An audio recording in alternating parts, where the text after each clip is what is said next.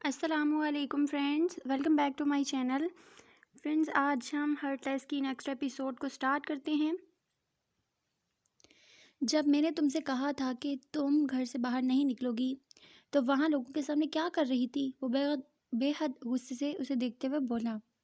میں باہر نہیں گئی، وہ لوگ آئے تھے۔ ہوور اتنے غصے سے دروازہ کھٹکھٹا رہے تھے، مجھے دروازہ کھولنا پڑا۔ وہ پریشانی سے کہنے لگی، وہی تو میں پوچھ رہا ہوں، لوگوں کو پتہ کیسے چلا کہ تم اندر ہو؟ ان لوگوں تک یہ بات کیسے گئی کہ اندر کوئی لڑکی ہے، جبکہ رات جب میں تمہیں یہاں لے کر آیا تھا تمہیں دیکھنے والا کوئی بھی نہیں تھا؟ وہ بے حد پریشان لگ رہا تھا۔ مجھے نہیں پتا ان لوگوں کو کیسے پتہ چلا، بس لوگ غصے سے چلا رہے تھے، اسی لیے میں نے دروازہ کھول دیا۔ وہ بے حد پریشانی سے بولی۔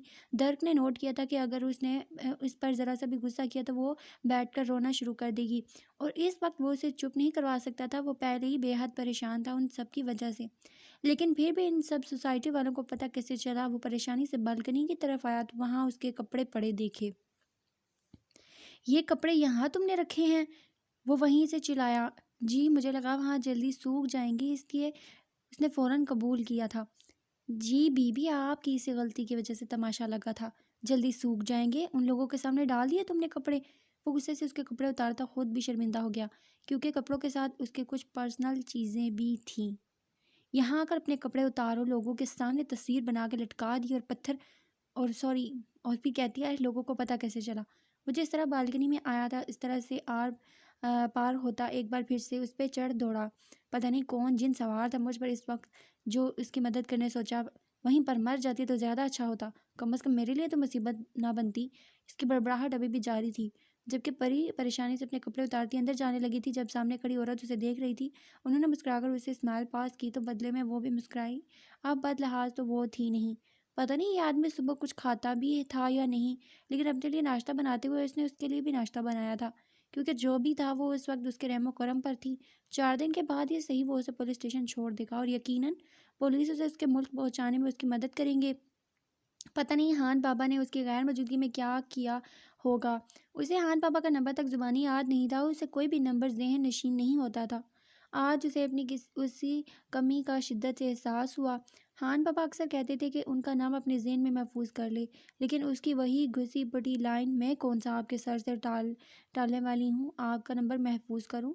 آج اسے ہان بابا کا نمبر یاد ہوتا تو وہ کم از کم ان کی پریشانی دور کر دیتی۔ اس سے بہت رونا آ رہا تھا، لیکن وہ رونا نہیں چاہتی تھی، اسے بس یہاں سے جانا تھا۔ وہ اپنے ملک جانا چاہتی تھی۔ یتیم خانے میں وہ لوگ اس کے اپنے تھے، اس کے ساتھی تھے، اس کے جیسے تھے۔ ان لوگوں کے علاوہ ساری دنیا ہی اسے اپنے لیے انجان لگتی تھی۔ وہ اپنی ہی سوچوں میں کھڑی ناشتہ بنا رہی تھی جب دروازہ بجا۔ اس سے پہلے کہ وہ کچن سے نکل کر دیکھتی، وہ اپنے کمرے سے نکلتا دروازہ کھول چکا تھا۔ جی فرمائیں، اب کچھ کہنا رہ گیا ہے؟ وہ بے حد روکھے لہجے میں بولا۔ بیٹا، ہمیں معاف کر دو، ہمیں غلط فہمی ہو گئی۔ ہمیں لگا کہ جس طرح سے تمہارے ساتھ وہ ہندو لڑکی آتی ہے اسی طرح یہ بھی آئی ہوئی ہے۔ ہمیں بالکل اندازہ نہیں تھا کہ تم اس سے شادی کر کے یہاں لائے ہو۔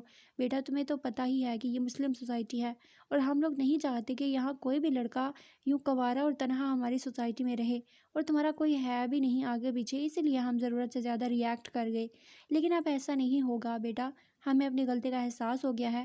ہم تمہاری بیوی سے بھی معافی مانگنا چاہتے ہیں، آپ تو ہماری سوسائٹی کا تم حصہ ہو۔ معافی مانگنے کی ضرورت نہیں ہے، جو ہوا سو ہو گیا، آئندہ احتیاط کیجیے گا، وہ بے روحی سے کہتا دروازہ بند کرنے لگا۔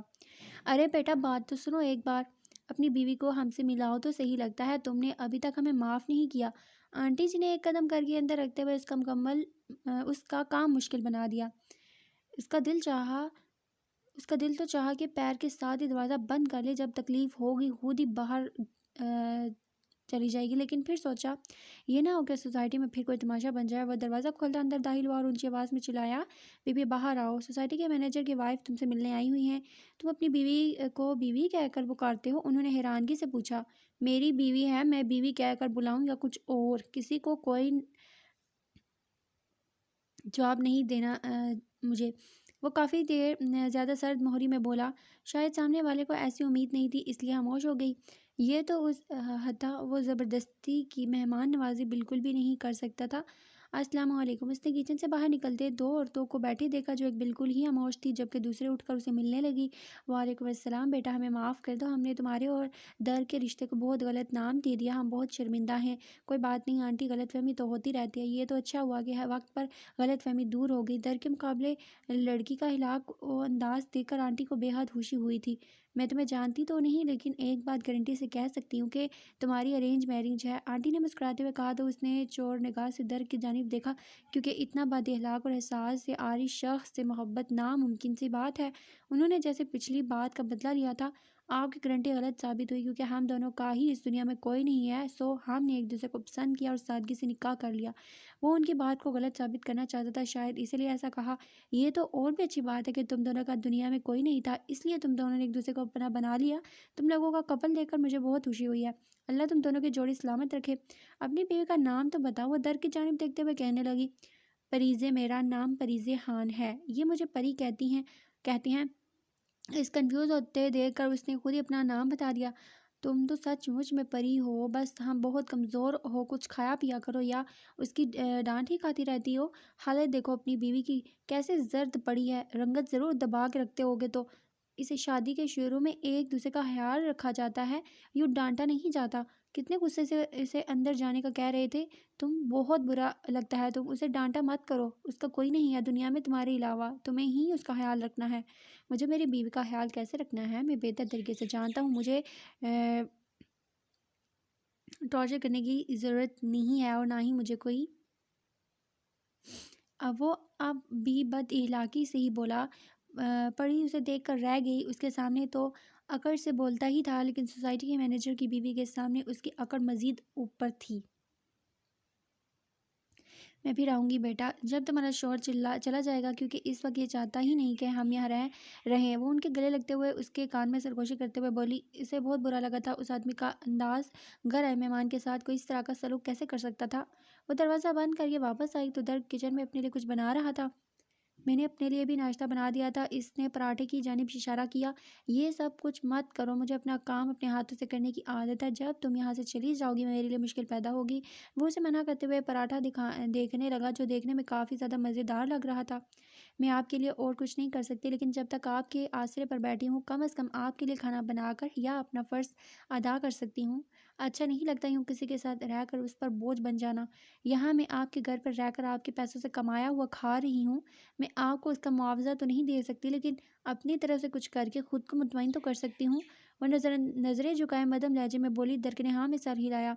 चलो ये भी सही है, घर की सफाई भी कर देना। वो पराठा उठाते हुए उसे एक और हुक्म जारी कर चुका था। परी ने उससे हैरानगी से देखा। और हाँ, वो क्या है ना कि मैं रोज़ अंडे नहीं खाता, रात को भी तुमने मुझे अंडे बनाए और इस वक्त भी अंडा बना दिया, तो रात को कुछ और बनाना। वो इस अंदाज में हुक्म दे रहा था जैसे वो उसके पर्सनल मुलाजिम हो। जी मैं कुछ और बना दूंगी, वो मध्यम लहजे में बोली। ठीक है, अब तुम सफाई करो, मैं ज़रा फ्रेश होकर अपने काम पर जा रहा हूँ।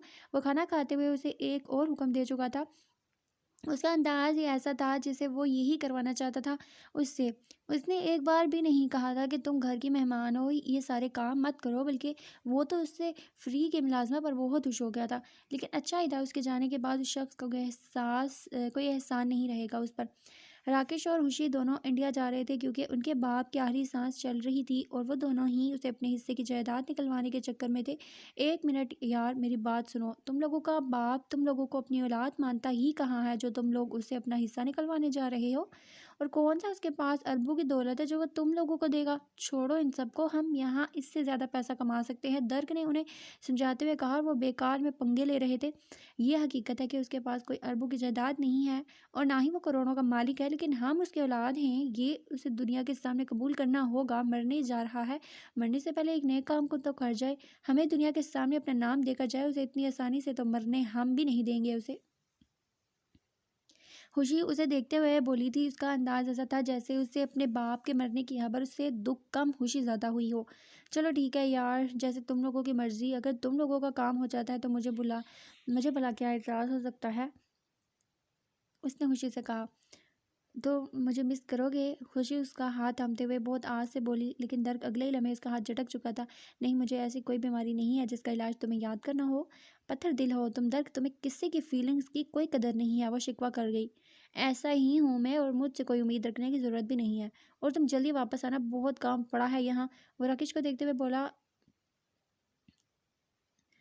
ان دونوں کا باپ کسی کمپنی میں نوکری کرتا تھا۔ وہ ایک خوشحال گھرانہ تھا، لیکن اس کے باپ نے جلدی اپنی آئیڈینٹی بدل کر ان کی ماں اور بچوں کو سڑک پر چھوڑ دیا اور اپنی ایک نئی زندگی شروع کر دی۔ کسی امیر عورت سے شادی کر کے اس نے کبھی ان بچوں کو اپنا نام نہ دیا۔ وہ بھی زندگی سے ہار کر اس کی طرح ان راستوں پہ آ گئے تھے۔ ماں کے مرنے کے بعد ان کا کوئی آسرا نہ تھا، لیکن اب پتہ چلا تھا کہ ان کا باپ بھی مرنے والا ہے۔ انہیں اپنے باپ کی زندگی سے کوئی لینا دینا نہیں تھا، لیکن وہ چاہتے تھے کہ مرنے سے پہلے کم از کم وہ انہیں اپنا نام دے کر جائے، جس کے لیے وہ ایک چھوٹی سی کوشش کرنے جا رہے تھے، اور دور ان کے راستے میں رکاوٹ ہرگز نہیں بننا تھا۔ وہ گھر واپس آیا تو کچھ عورتیں اس کے پاس بیٹھی ہوئی تھیں، جن کے ساتھ وہ کافی خوشی خوشی باتوں میں مصروف تھی، لیکن ہمیشہ کی طرف سے دیکھتے ہی ان عورتوں کے موڈ بھی آف ہو گئے تھے۔ وہ فوراً اٹھ کھڑی ہوئی۔ اچھا بیٹا، ہم جاتے ہیں، انشاءاللہ پھر آئیں گے۔ بہت معصوم ہو تم، بہت پیاری باتیں کرتی ہو۔ وہ بے حد محبت سے اسے اپنے ساتھ لگائے بولی، اور پھر بنا اسے مخاطب کیے اس کے قریب سے نکل گئی۔ درک نے فوراً شیشے کے دروازے پر پردہ گرا دیا تھا۔ یہاں پر میلہ کیوں لگایا ہوا تھا؟ یہ ساری عورتیں یہاں کیوں آئی تھی؟ اور تم سے کیا کیا پوچھا؟ بتاؤ مجھے، یہ نہ ہو کہ مجھ سے پوچھنے پر میں کچھ غلط بتا دوں۔ وہ میز پر بڑی پلیٹس دیکھتے ہوئے پوچھنے لگا۔ آپ فکر نہ کریں، ان لوگوں نے مجھ سے ایسا کچھ بھی نہیں پوچھا۔ میں نے بریانی بنائی تھی تو خوشبو محسوس کر کے یہاں آ گئی کہ اس گھر سے بھی کوئی خوشبو باہر نکلی ہے۔ وہ کیا ہے نا، میں بریانی بہت اچھی بناتی ہوں، مجھے سمجھ نہیں آ رہا تھا میں آگ کے لیے کیا بناؤں، تو پھر میں نے بریانی بنا دی، لیکن مجھے بالکل اندازہ نہیں تھا یہ سب لوگ یہاں آ جائیں گے۔ وہ میز سے پلیٹ اٹھاتے ہوئے اسے بتانے لگی، میرے لیے کچھ چھوڑا بھی ہے یا سب کچھ انہیں کھلا کر ختم کروا چکی ہو؟ گھر میں داخل ہوتے ہوئے ایک پیاری سی خوشبو اس کی نتھوں سے بھی ٹکرائی تھی۔ آپ فریش ہو جائیں، میں ابھی لگاتی ہوں، اس نے مسکراتے ہوئے کہا، جبکہ وہ ہاں میں سر ہلاتا اپنے کمرے میں داخل ہو چکا تھا۔ وہ بھی جلدی سے اس کے بھوک کا احساس کرتے ہوئے کھانا لگانے لگی۔ ابھی وہ باہر ہی آیا تھا کہ اچانک باہر سے کسی کے چلانے کی آواز آئی۔ پری تیزی سے پردے کے پیچھے کرتے ہوئے باہر نکلی تھی، اس کے پیچھے ہی وہ بھی آ کر رکا تھا۔ یا اللہ، اس میں پریشانی سے اپنا دل تھام لیا۔ سامنے ہی ایک بزرگ زمین پر گرے ہوئے تھے، جن سے اب اٹھا نہیں جا رہا تھا۔ ان کی مدد کریں، ان سے اٹھا نہیں جا رہا۔ اس نے فوراً پیچھے اس کی جانب دیکھتے ہوئے التجا کی، اس بڈھے سے چلا بھی نہیں جا رہا، بستر سے اٹھنے کی ضرورت ہی کیا تھی؟ وہ اپنا ہاتھ چھڑواتا اندر داخل ہو گیا۔ اس نے بے یقینی سے اسے دیکھا تھا، جواب میں میز پر بیٹھے بڑے مزے سے اپنا کھانا کھا رہا تھا۔ اسے کوئی پرواہ نہیں تھی کہ باہر کوئی شخص اٹھ کر چلنے سے مجبور ہے۔ وہ افسوس نفی میں سر ہلاتے ہوئے باہر آئی تھی، اس سے پہلے کہ وہ وہاں انہیں اٹھانے میں مدد کرتی، اور بھی بہت سارے لوگوں کے ہاتھ شامل ہو گئے تھے۔ اسے افسوس صرف اس شخص پر تھا جس کے لیے اس وقت وہ اپنے کھانے سے زیادہ اہم اور کچھ بھی نہیں تھا اس کے لیے۔ ان بزرگ کو یہی رکھی ایک چیئر پر بٹھایا گیا۔ ان کے ہاتھ کی ہڈی ٹوٹ چکی تھی، گرنے کی وجہ سے انہیں کافی زیادہ تکلیف ہو رہی تھی۔ وہ انہیں اس تکلیف سے گزرتے ہوئے دیکھ رہی تھی جب اچانک وہ باہر نکلا اور اونچی آواز میں چلایا اور اسے مخاطب کیا، بس کر لی ہمدردی، اب واپس آ جاؤ یا وہیں رہنے کا ارادہ ہے؟ اس کے انداز نے سب کے سامنے اسے شرمندہ کر دیا تھا۔ جاؤ بیٹا، حیران ہونے کی ضرورت نہیں ہے، وہ ایسا ہی ہے، کسی کی فکر یا کسی کے لیے ہمدردی جتانا وہ شخص جانتا ہی نہیں ہے۔ پتہ نہیں اسے تم سے محبت کیسے ہو گئی، ہم نے تو اس سے بڑا پتھر دل زندگی میں کبھی دیکھا بھی نہیں ہے۔ وہ لوگ ان بزرگ کو سہارا دے کر اندر لے کر جا رہے تھے جب انہوں نے اس کے سر پر ہاتھ رکھتے ہوئے کہا، جبکہ وہ شرمندگی سے سر جھکاتی اندر کی جانب قدم بڑھا چکی تھی،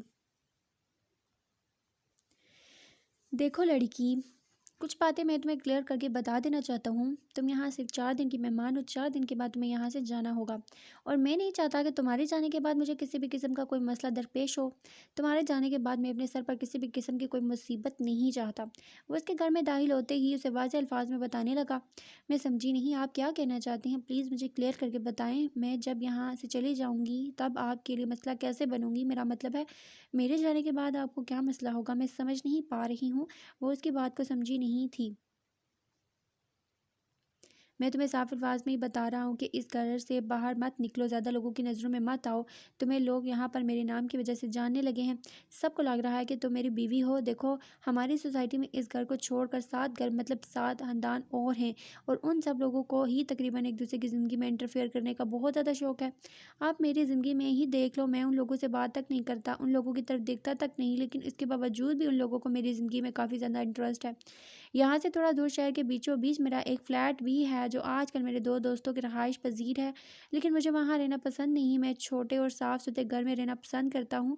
میں شروع سے ہی اکیلا رہتا ہوں، اس لیے مجھے ایسی جگہ پسند نہیں زیادہ لوگوں کے لیے بنائی گئی ہو، جیسے کہ اب وہ فلیٹ کافی بڑا ہے، وہاں کافی سارے لوگ آسانی سے رہ سکتے ہیں۔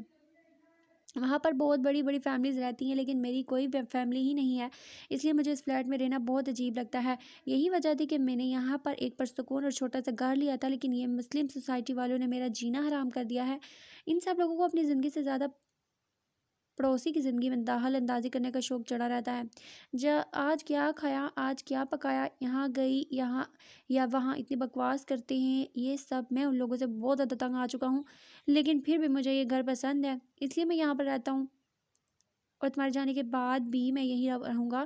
تو میں نہیں چاہتا کہ تم یہاں کے لوگوں سے گل مل کر بات میرے لیے بہت سارے سوال چھوڑ کر جاؤ، اس لیے بہتر ہوگا کہ خود تک محدود رہو، لوگوں کے ساتھ زیادہ اٹیچ ہونے کی ضرورت نہیں۔ آئی سمجھ میں میری بات؟ وہ اسے دیکھتے ہوئے کہنے لگا تو پری نے فوراً ہاں میں سر ہلایا۔ گڈ، اچھی بات ہے، تمہیں چائے بنانی آتی ہے؟ وہ جانے ہی لگی تھی جب اسے پیچھے سے آواز آئی، جی آتی ہے، اس نے پلٹ کر جواب دیا۔ اچھی بات ہے تو پھر بناؤ، میرا کپ اوپر چھت پر دے جانا۔ وہ بس اتنا کہہ کر سیڑھیاں چڑھ گیا، جبکہ پری اس کے نئے آرڈر پر سر ہلاتے کچن کی جانب چلی گئی۔ وہ چھت پر آئی تو یہاں بھی کافی خوبصورت جگہ تھی۔ وہ ٹھیک کہتا تھا، یہ گھر بہت خوبصورت تھا، کہنے کو چھوٹا سا تھا، ایک ہی نظر میں پورا نظر آ جاتا تھا، لیکن اس کے باوجود بھی اس چھوٹے سے گھر کی اپنی ہی خوبصورتی تھی، اور یہاں کے لوگ بھی تو سبھی ایک دوسرے سے انجان تھے، لیکن ان کا رہن سہن ایک دوسرے سے ملنا جلنا صرف اس لیے تھا کہ وہ ایک سرزمین سے تعلق رکھتے تھے۔ وہ سب ایک دوسرے کے ساتھ مل کر ایک دوسرے کا خیال رکھتے تھے، لیکن در کی نظر میں یہ سارے ایک دوسرے کی زندگی میں دخل اندازی کرتے تھے۔ وہ در کی سوچ کو بدل نہیں سکتی تھی، لیکن ان سب کا ساتھ دیکھ کر اسے خوشی ہوتی تھی۔ ہائی، کیسے ہو تم؟ اس نے جیسے ہی فلیٹ سے باہر قدم رکھا، معصومہ اسے دیکھتے ہوئے کہنے لگی، ٹھیک ہوں۔ وہ بس اتنا کہہ کر آگے بڑھنے لگا، یہ اپنا فلیٹ کن پاگلوں کو دے دیا کن پاگلوں کو دے دیا ہے؟ تم نے دونوں 24 گھنٹے لڑتے رہتے ہیں، ایک پل کا سکون نہیں ہے، معصومہ شکایتی انداز میں بولی۔ ہاں وہ تو نہ جانے والے ہیں، اب تمہیں سکون آ جائے گا۔ خیر، تمہارے باس کی بیوی کیسی ہے جو بیمار تھی؟ ماشاءاللہ اب پہلے سے کافی بہتر ہے، اور جب سے ریحان پیدا ہوا ہے اس کی تو زندگی ہی بدل گئی ہے، ہمیشہ خوش رہتی ہے۔ ویسے میں نے ایک چیز نوٹ کی ہے، تم نے کبھی اپنی پڑوسن کا حال چال نہیں پوچھا، لیکن میرے باس کی بیوی میں تمہیں خاصا انٹرسٹ ہے۔ وہ شکی نظروں سے اسے دیکھتے ہوئے کہنے لگی، حال اس کا پوچھا جاتا ہے جو بیمار ہو، اور تم نے ہی مجھے بتایا تھا غالباً وہ بیمار ہے، اس لیے سوچا کہ حال پوچھ لوں، تمہیں اچھا نہیں لگا تو آئندہ نہیں پوچھوں گا۔ وہ رکھے انداز میں کہتا آگے بڑھنے لگا، ارے نہیں نہیں، میرا وہ مطلب تو نہیں تھا، میں تو بس ایسے ہی کہہ رہی تھی۔ خیر اب وہ بہت بہتر ہے، اب تو ماشاءاللہ سے ایک بچے کی ماں بن گئی ہے، اس نے خوش دلی سے اسے بتایا، جبکہ یہ بات وہ پہلے سے ہی جانتا تھا۔ اچھی بات ہے، وہ بس اتنا کہہ کر آگے بڑھنے لگا، اپنے دوست کا حال ہی پوچھ لو۔ وہ اس کے ساتھ ہی سیڑھیاں اترتی کہنے لگی، میں جانتا ہوں وہ اپنے پسندیدہ انسان کے ساتھ ہوگا تو خوش ہی رہے گا، جانوروں کی یہی تو حیثیت ہے، وہ اپنے من پسند انسان کے ساتھ ہمیشہ خوش رہتے ہیں۔ وہ راستہ بدلتا کہنے لگا۔ معصومہ نے مسکرا کر اسے بائے کہا اور اپنی گاڑی میں بیٹھ کر اپنے آفس کے لیے نکل گئی۔ معصومہ اس کے پرانے فلیٹ میں اس کی پڑوسن تھی اور یارم کے لیے کام کرتی تھی۔ وہ جب چاہتا معصومہ سے روح کی خیریت جان لیتا تھا، لیکن آج وہ شک میں مبتلا ہو گئی تھی، اس کا صرف روح کا حال چال پوچھنا اسے شک میں ڈال گیا تھا، اور اب اس نے فیصلہ کر لیا تھا کہ وہ اس سے آئندہ روح کے بارے میں کبھی بھی کچھ بھی نہیں پوچھے گا۔ وہ کبھی بھی روح پر ظاہر نہیں کرنا چاہتا تھا کہ روح کا اس کے ساتھ کیا رشتہ ہے، اور وہ ابھی تب جب خضر صاحب اسے بتا چکا تھا کہ وہ اپنے باپ کے لیے اپنے دل میں ایک خاص مقام رکھتی ہے، اور اب اگر وہ اس کا بھائی بن کر اس کے سامنے آیا تو روح کی طرف سے اسے صرف نفرت ہی ملے گی، اور یہ حقیقت تھی کہ ساری دنیا کی نظروں میں خود کو حقیر اور گندی اولاد تصور کر کے وہ اپنی بہن سے نفرت کی امید ہرگز نہیں رکھتا تھا۔ آج تک وہ جہاں بھی گیا تھا، جس مقام تک پہنچا تھا، اس نے خود کو لوگوں کی نظروں میں گندا ہی پایا، لوگ اسے گندگی کا ڈھیر کہتے تھے، اور اب وہ روح کے منہ سے ایسے الفاظ نہیں سن سکتا تھا۔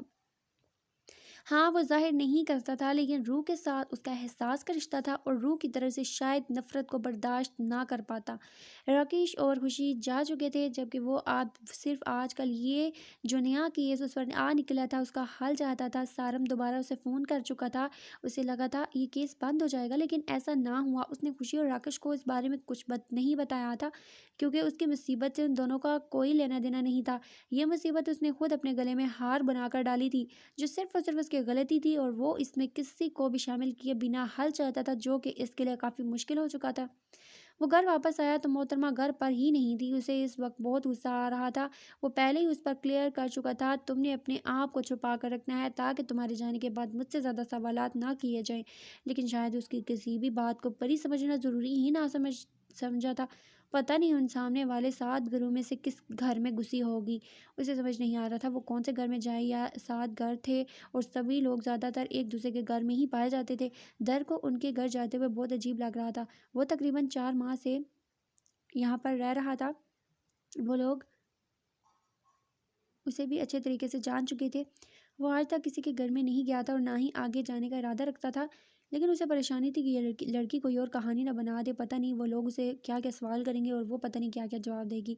ایک تو یہ لڑکی بھولنے میں اتنی کنجوسی کرتی تھی کہ کچھ بھی اسے تفصیل سے بتاتی ہی نہیں تھی، لیکن وہ جاننا بھی نہیں چاہتا تھا، کہیں پر بھی وہ جانا بھی نہیں چاہتا تھا۔ وہ اندر آ کر اس کا انتظار کرنے لگا۔ تقریباً 1 گھنٹے تک وہ مسلسل اس کا انتظار کرتا رہا۔ کچن سے خوشبو آ رہی تھی، وہ اس کے لیے کھانا بنا کر گئی تھی۔ اس لڑکی کے ہاتھ میں الگ ہی ذائقہ تھا، وہ کھانا بہت اچھا بناتی تھی اور یہ واحد چیز تھی جو درک کو بہت پسند آئی تھی اس کے حوالے سے، ورنہ آج تیسرا دن تھا اس لڑکی کو یہاں رہتے ہوئے، وہ صرف اس کی پریشانی کی ہی وجہ بن رہی تھی۔ ابھی تک اس کی طرف سے اسے کوئی بھی خبر نہیں ملی تھی۔ کافی دیر انتظار کے بعد آخر وہ ہمت ہار ہی گیا، یہ لڑکی اس کے لیے بڑا مسئلہ بن سکتی تھی۔ ارے درک بیٹا، تم دروازے پر کیوں کھڑے ہو؟ اندر آؤ نا، آنٹی مسکراتے ہوئے بولی۔ آج پہلی دفعہ انہوں نے اپنے دروازے پر درک کو دیکھا تھا۔ نہیں، مجھے نہیں آنا، آپ بس یہ بتائیں کہ وہ کہاں ہے۔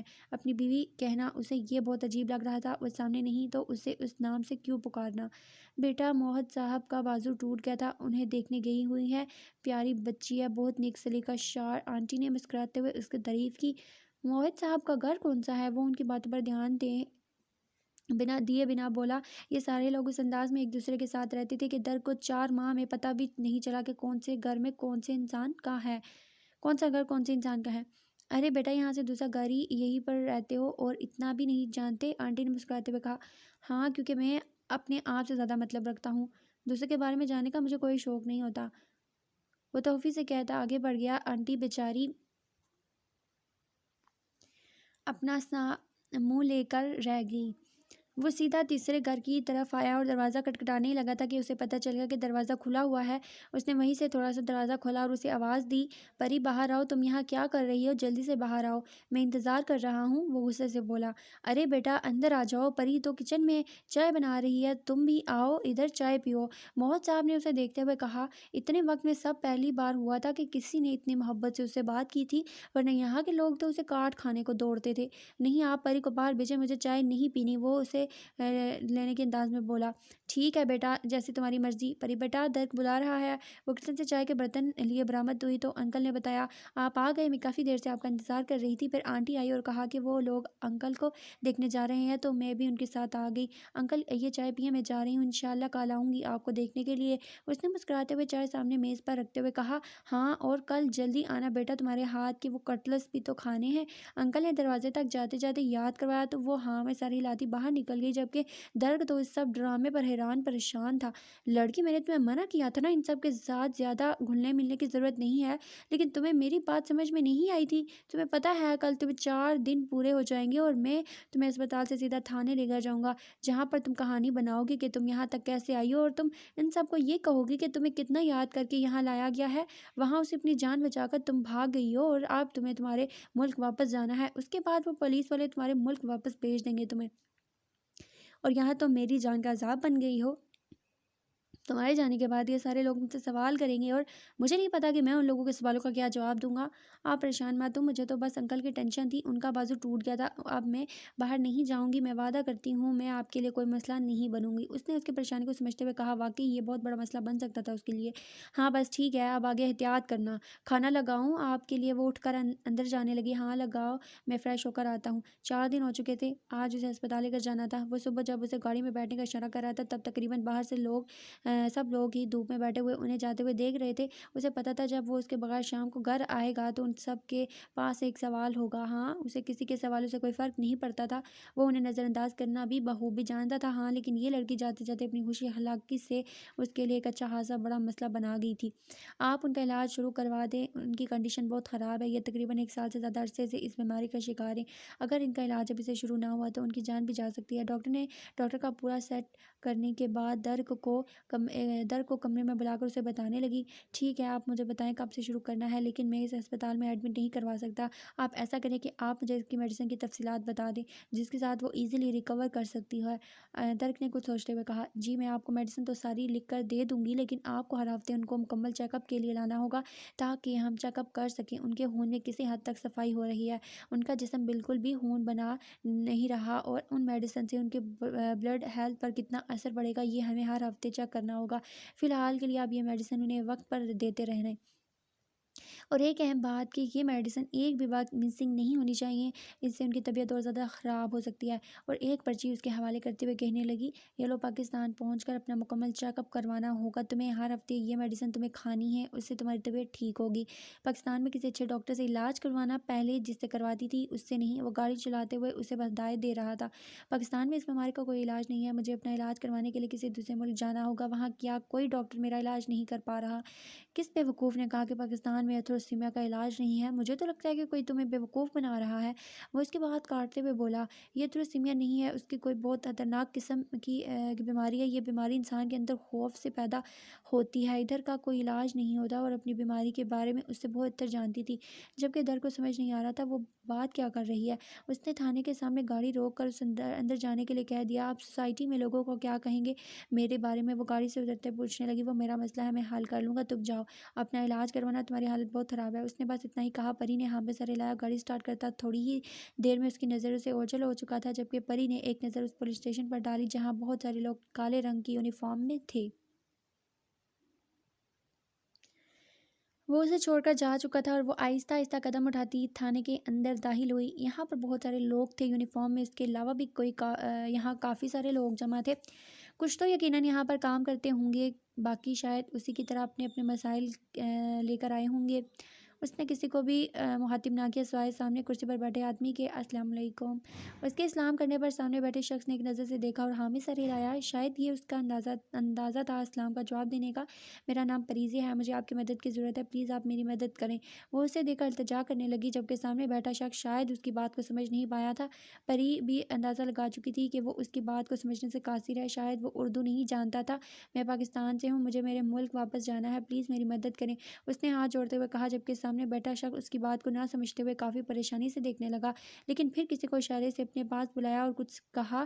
اس آدمی نے پری کو اپنے پیچھے آنے کا اشارہ کیا، جبکہ سامنے بیٹھا شخص بھی یہی کہہ رہا تھا، لیکن اشارے سے وہ اس کی بات کو سمجھ گئی اور فوراً ہی اس کے قریب اٹھ کر دوسرے آدمی کے پیچھے چلی گئی۔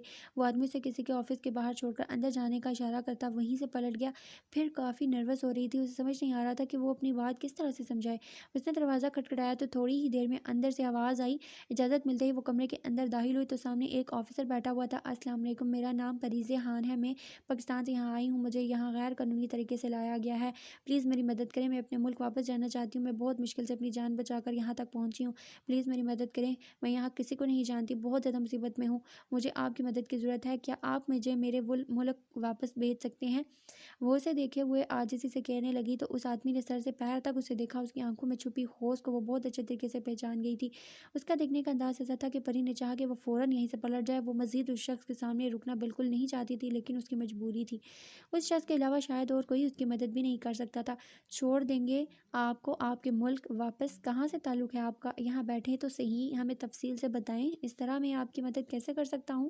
جب تک آپ مجھے پوری بات نہیں بتائیں گی۔ وہ اٹھ کر اس کے پاس آتا، کرسی گھسیٹ کر اس کے سامنے کرتا، اس کا ہاتھ تھام چکا تھا۔ اس کے انداز پر گھبرا کر پری نے اپنا ہاتھ کھینچا اور 2 قدم فاصلے پر جا رکی۔ آپ پلیز مجھے میرے ملک واپس پہنچا دیں، میں آپ کی بہت شکر گزار رہوں گی، وہ التجا کرتی ذرا فاصلے پر ہو کر بولی۔ ارے اتنے دور سے کیسے مدد کروں، آپ کے پاس آ کر ذرا تفصیل سے بتائیں۔ وہ ہوش شدہ نظروں سے اس کے بدن کو دیکھتا ایک بار پھر سے اس کے قریب آنے لگا، جبکہ اس کے پاس آنے پر وہ پھر سے دور ہونے لگی، لیکن اس سے پہلے ہی وہ اس کا ہاتھ تھام کر اسے اپنی طرف گھسیٹ رہا تھا۔ چھوڑو مجھے، میں یہاں آپ سے مدد مانگنے آئی ہوں، اور آپ، مجھے نہیں پتا تھا آپ اس طرح کے گھٹیا اور گرے ہوئے شخص ہوں گے۔ وہ اسے دھکا دیتی اسے کافی دور آ رکی۔ شاید میں غلط جگہ مدد مانگنے آ گئی ہوں، چھوڑو مجھے، ورنہ کیا کرو گی تم؟ مجھے بھی تو پتہ چلے، ایک معصوم لاچار بے سہارا لڑکی آئی کیا کر سکتی ہے؟ دیکھو تمہیں میری مدد چاہیے، میں تمہیں تمہارے ملک واپس پہنچا دوں گا، لیکن اس سے پہلے تمہیں میری کچھ مدد کرنی ہوگی۔ وہ اسے دیکھتے ہوئے ایک بار پھر سے بہلانے والے انداز میں بولا، میں آپ کی کیا مدد کر سکتی ہوں بھلا؟ مجھے میرے ملک واپس جانا ہے، پلیز مجھے واپس بھیج دیں، آپ کا بہت احسان ہوگا۔ تم ہی تو مدد کر سکتی ہو میری، بس ایک رات اپنا یہ حسین وجود میرے نام کر دو اور میں تمہیں تمہارے ملک واپس بھیج دوں گا۔ ویسے بھی تم نے غیر قانونی طریقے سے یہاں لایا گیا ہے، آسانی سے تم جا نہیں سکتی، تمہارے پاس نہ تو پاسپورٹ ہے اور نہ ہی ویزا، اور تمہیں یہاں کوئی بنا اجازت کے یہاں رکھ بھی نہیں سکتا، اور میرے علاوہ تمہیں تمہارے ملک واپس بھیج بھی کوئی نہیں سکتا۔ اگر تم اپنے ملک واپس جانا چاہتی ہو تو تمہیں پہلے میری آگ بجھانی ہوگی، ایک رات میرے نام کر دو۔ ویسے بھی جس کے ساتھ یہاں تک آئی ہو وہ استعمال کر ہی چکا ہوگا تمہیں، تو میرے ساتھ ایک رات گزارنے سے کیا فرق پڑ جائے گا؟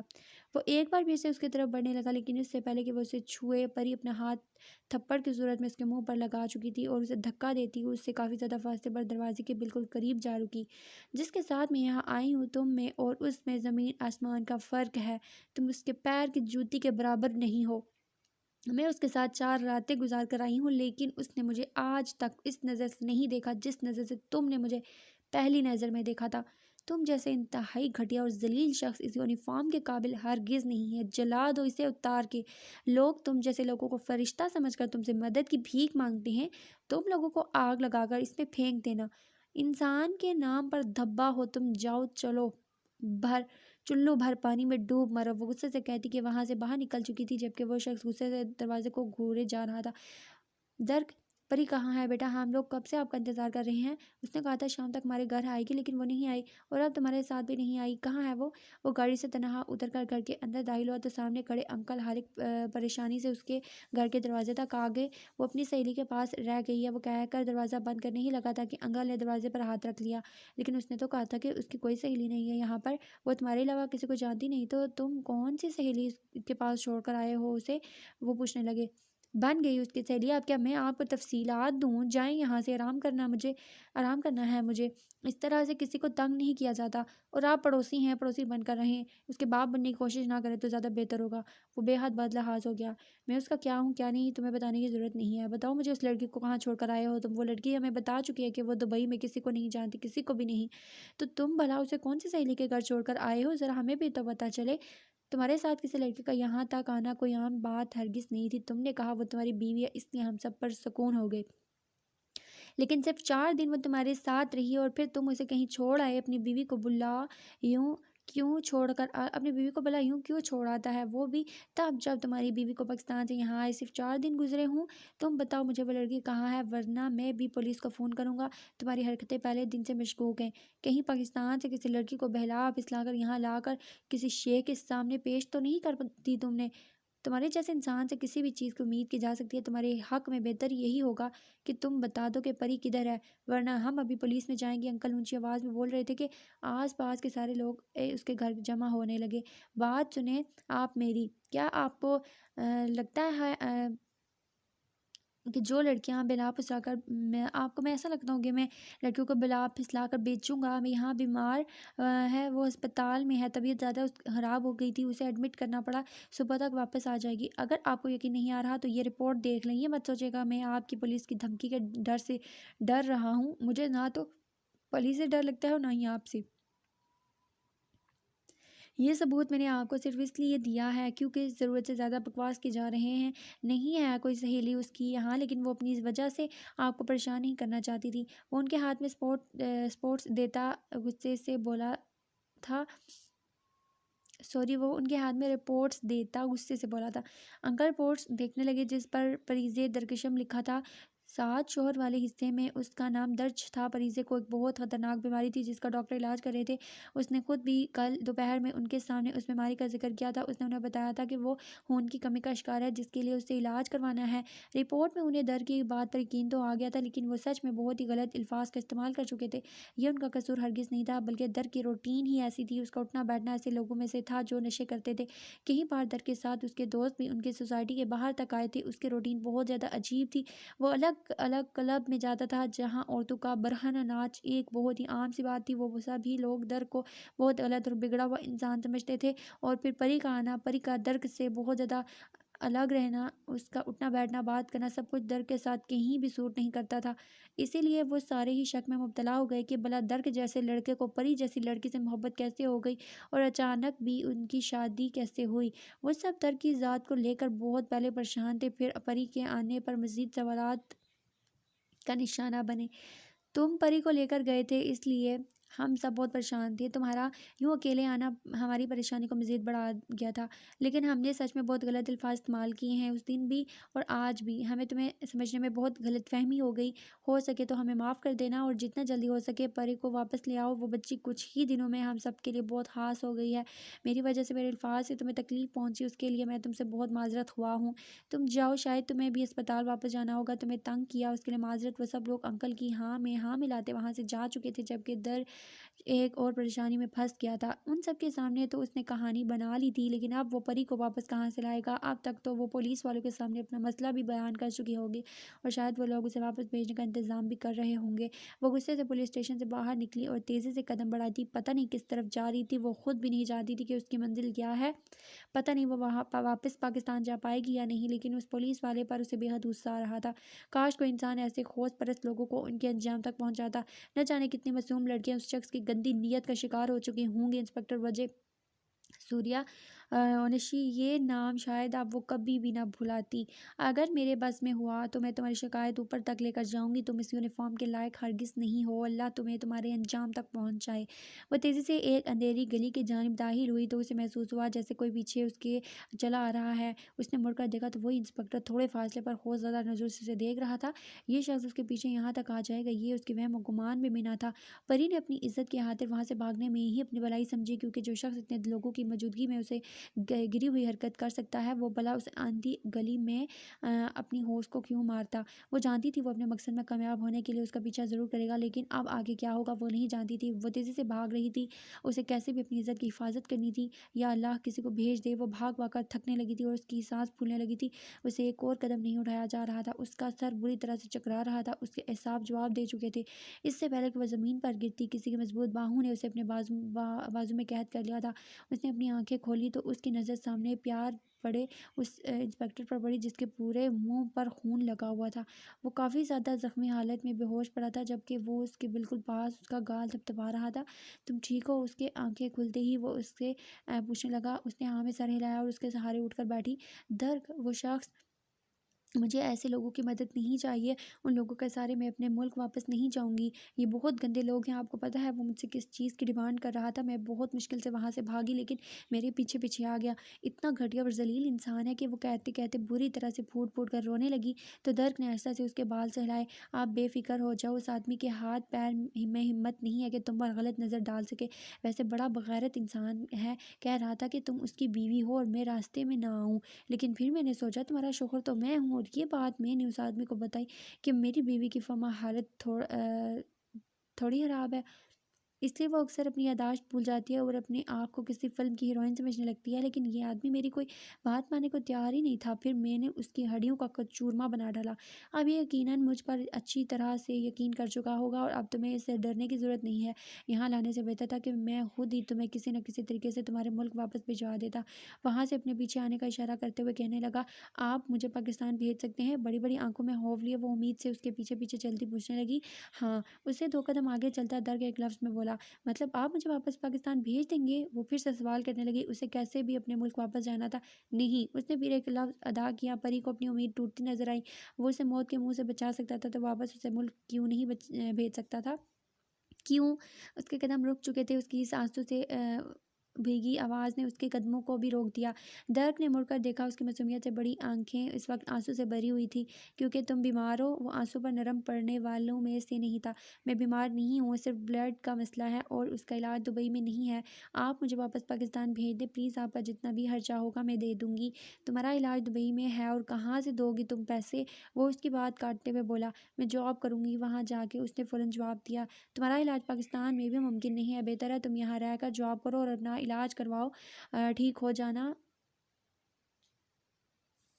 وہ مشورے دے رہا تھا اسے، مگر میں یہاں کیسے رہ سکتی ہوں، یہ تو قانون کے خلاف ہے، میں رکھ سکتا ہوں، یہاں کے قانون ہم بناتے ہیں، اس کے لہجے میں بے فکری تھی، لیکن میں رہوں گی کہاں؟ وہ پریشانی سے بولی، میرے گھر میں، اس کے پاس حال تھا، مگر میں آپ کے ساتھ کیسے رہ سکتی ہوں؟ کیوں نہیں رہ سکتی؟ وہ غصے سے بولا، کیونکہ آپ نا محرم ہیں میرے لیے، آپ پہلے بھی اس بات کو نہیں سمجھے تھے، آپ بھی نہیں سمجھیں گے، اس نے فوراً جواب دیا، تو مجھے محرم بنا لو، اس کے پاس اس کا بھی حال تھا، وہ کیسے؟ وہ الجھی، مجھ سے شادی کر کے، اس نے سٹاپ لہجے میں جواب دیا، کیا وہ اسے شادی کے لیے پرپوز کر رہا تھا؟ وہ حیرانگی سے اسے دیکھ رہی تھی۔